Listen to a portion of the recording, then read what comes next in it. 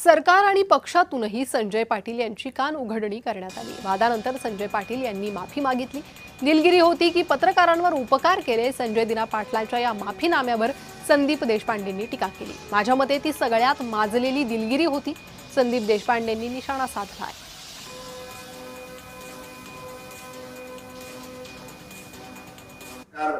माझ्यात आणि पत्रकारांमध्ये हा झालेला आहे, त्याच्यासाठी मी मनापासून दिलगिरी व्यक्त करतो। माझ्या पत्नीबद्दल, माझ्या वडिलांबद्दल वाईट शब्द, वाईट गोष्टी सांगण्यात आल्या, खोट्या गोष्टी सांगण्यात आल्या आणि तरी ते पत्रकार त्याच गोष्टी परत विचार न करता आल्या।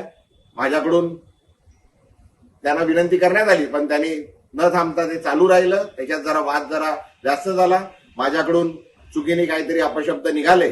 मी त्याकरता पुन्हा एकदा त्या पत्रकारांची आणि पूर्ण पत्रकार समूहाची मनापासून दिलगिरी व्यक्त करतो।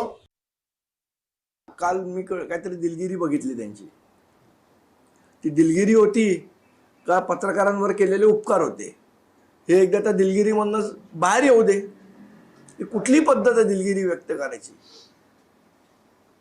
माझ्या मते ती सर्वात माजलेली दिलगिरी होती।